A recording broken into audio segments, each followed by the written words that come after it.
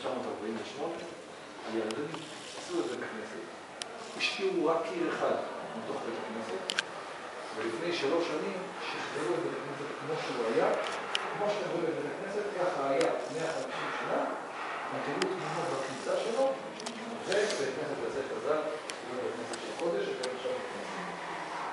כמה מספר? כי הפרשה הזאת, איזה פרשה ניתנה בשבעת התורה מיודע?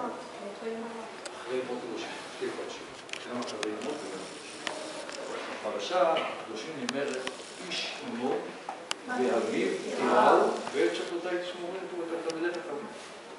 החתם סופר היה לו בן, שהיה הרב של קרקוב, אז קראו את זה קרקוב.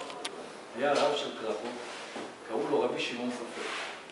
יום אחד הבן שלו, כאילו הנכד של החתם סופר, בא לאבא ואומר לאבא, אחד מהרבנים הכי גדולים אמר לי שאבא שלי ירש את הכוחות שלו, את המידות טובות שלו, את התורה שלו, את יראת שמיים שלו, מאבא שלו, הגדול, החתם סופר. אבא שלו, תגיד לי, אתה רוצה לפגוע בי? אתה רוצה להעליב אותי? אתה בן שלי? איך אתה פוגע בי? תסתכל הבן על האבא, אבא, אני פוגע בך? אני אומר לך, תראה איזה זכות אבות יש לך, איזה אבא יש לך. תראה מה למדת ממנו. יראת שמיים, מידות טובות, תפילה. הבן שלי היה כזה. מי יותר חשוב? מי שיש לו אבא כמוני, והוא תמיד חכם ומתפלל, או לא? מי שיש לו אבא פשוט, והוא נהיה תמיד חכם וגדול בתורה ותפילה. מי אתם חושבים? נכון? מי שלא אבא שלו כל כך גדול, והוא פתאום מתרומם ונהיה כזה גדול, הוא הרבה יותר חשוב. אתה אומר לי, אתה קיבלת תורה, יראת שמיים, מידות טובות, בזכות האבא, לא בזכותך.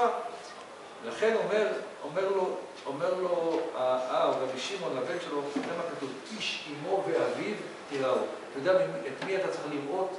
מי איש חשוב? מי שהוא גם איש בפני עצמו, והוא גם אבא של עצמו, וגם אמא של עצמו. זאת אומרת שהוא למד את כל הדברים מעצמו. היה לו אבא פשוט, אמא פשוטה, אבל הוא למד ונהיה חכם וגדול וצדיק, ככה שזה, ממנו צריכים הרבה יותר לפחד, אותו צריכים הרבה יותר לראות. הוא יותר גדול מי שיש לו אבא צדיק ואמא צדיקה. אתם באים לבית שמש.